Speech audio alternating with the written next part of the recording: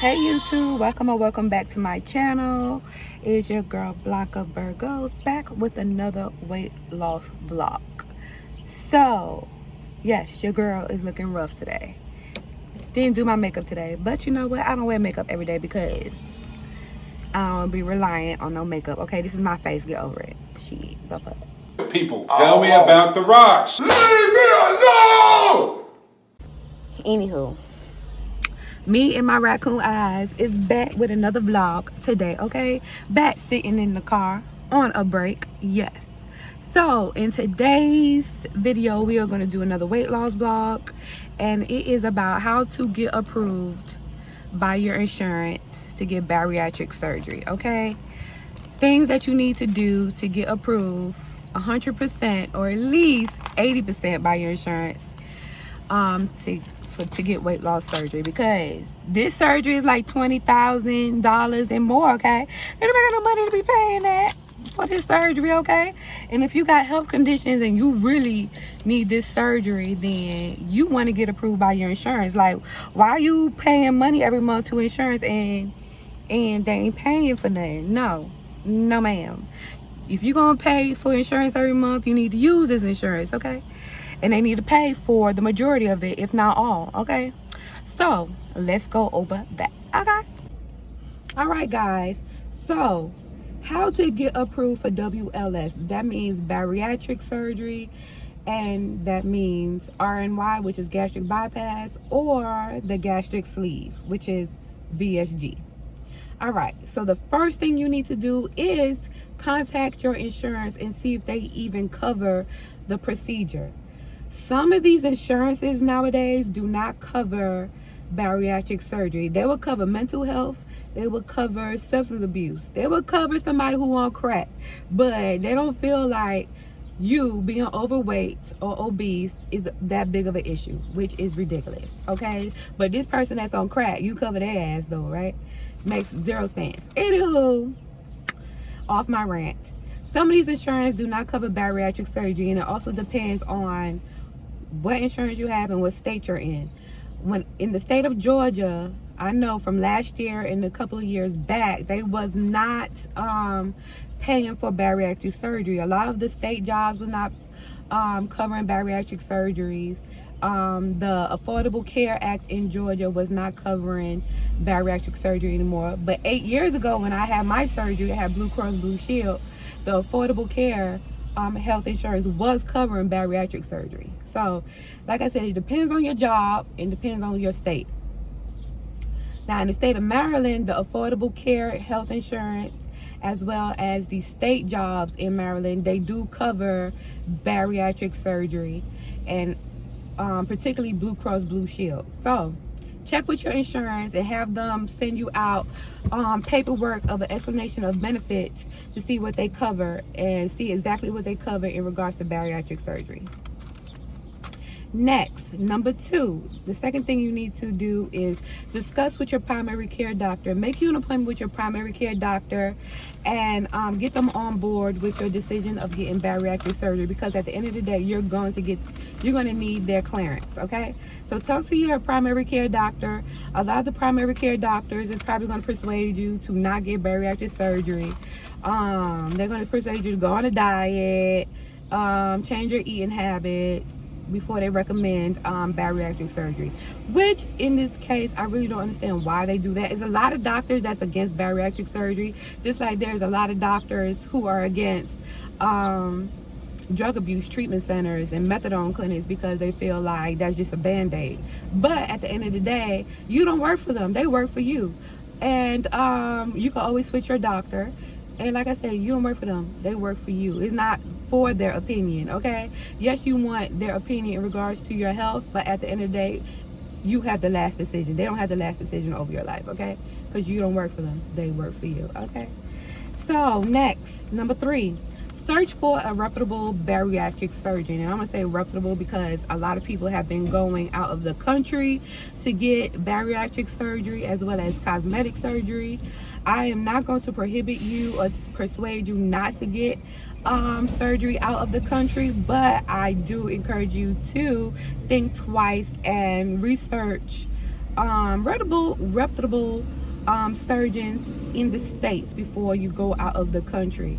Now, if you find that it's cheaper to go out of the country and you desperately need this surgery, then I would say research. Go on YouTube and research the people who actually got their surgery out of the country, and research that surgeon to make sure that you will be safe over there. I know 2 people via Instagram and YouTube who got their surgery in Mexico. 3 people actually, and they are alive, they're well. One had some minor complications as far as like getting an infection, but other than that, they're fine. I got my surgery 8 years ago in Georgia, like I said. My surgeon was Dr. Carlton in Augusta, Georgia, from University Hospital. That is a reputable hospital. He's a reputable surgeon, and that's one of the main hospitals in Georgia. My doctor here in Maryland is also from a reputable main hospital in Maryland, University of Maryland, Dr. Kligman. Make sure you research your doctor. They also have a bariatric center weight loss surgeon or program at MedStar Hospital here in Maryland, so you can also do that program as well. But research. Ask the questions, write them down, because this is your health, this is your life. Let's see. Number 4, check to see how long is the process for weight loss surgery. So depending on your insurance, it's not really about the surgeon in this aspect, it's about your insurance. Depending on your insurance, it's a 3 to 12 month process. Okay, so the first time I got my surgery, it was only a 3-month process because my insurance only required me to do 3 months, but my insurance now requires me to do 6 months. And had I had like maybe some more severe medical issues, it probably would have been a little bit longer. But because I have no medical issues, it's only a 6-month process. So I started the program in May, and I'll be finished with everything I need to do in October. That would be my last nutrition class. So I did all my doctor's appointments that they wanted me to do. So the only thing I have left is nutrition classes, and then I'll be done. So my surgery is scheduled for January 3rd.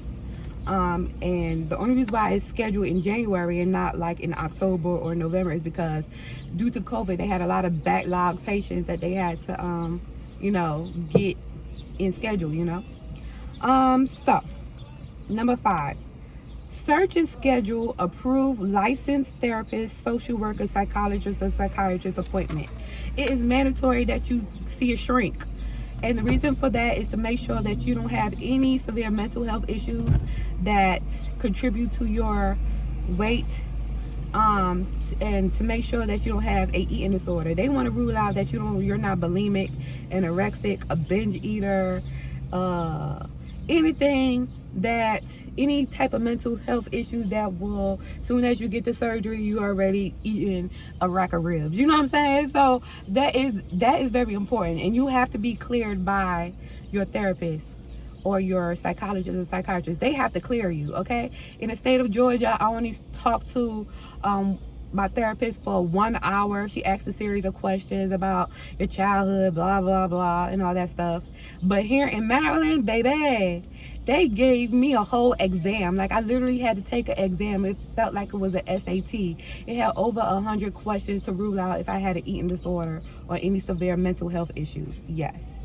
And then after I took that exam, then the next day or the following week, I had my actual meeting with my therapist.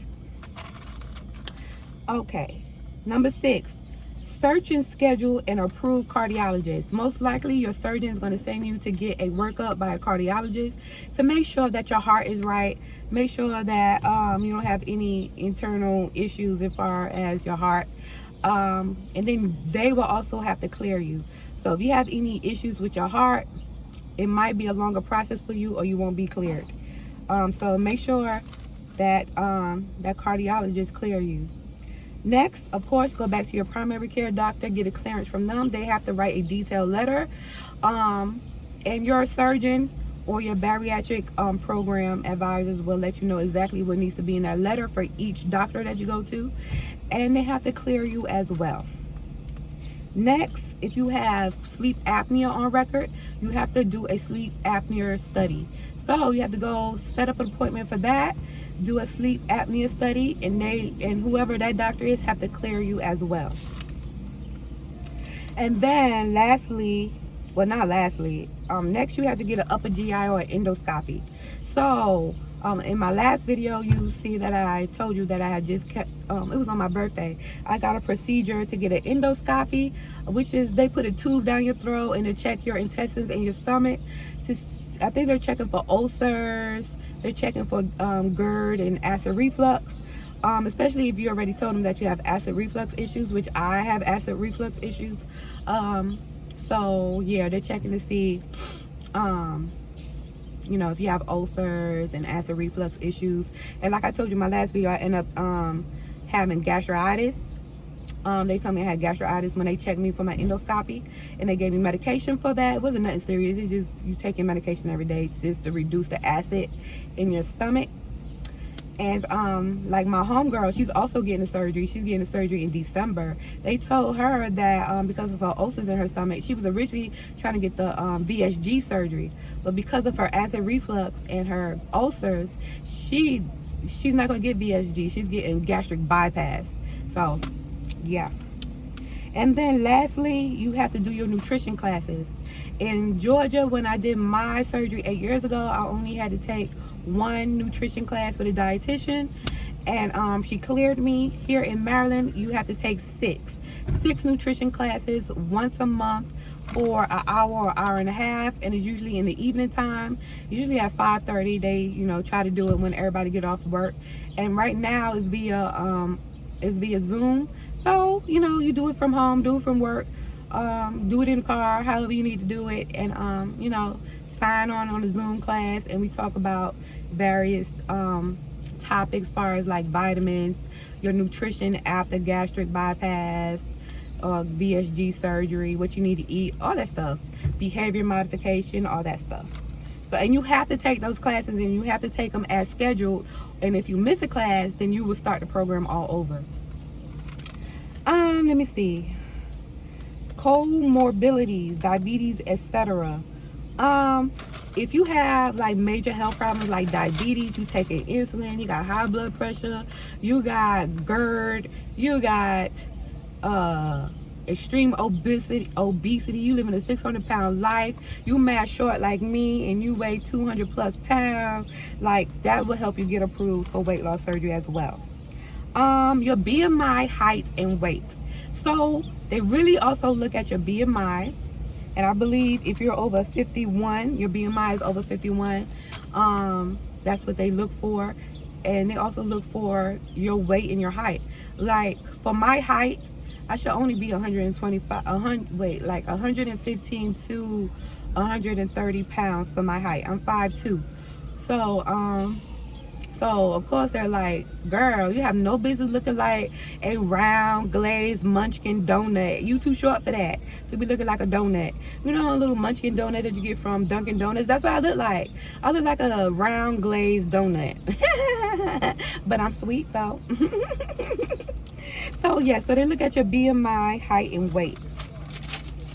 And then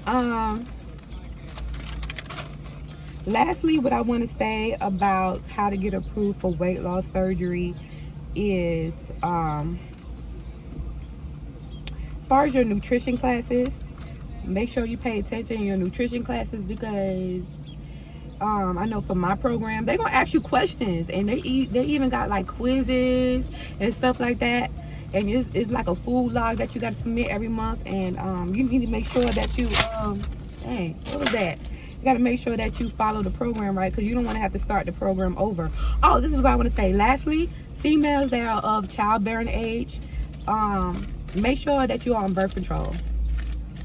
And I'm serious. They're even going to tell you, your doctor is even going to tell you, make sure that you're on some birth control, because they frown upon, and they do not recommend that you get pregnant within 2 years after your surgery. Because number one, you're still healing, and number two, the whole purpose of you getting the surgery is to lose weight. Like, the fuck.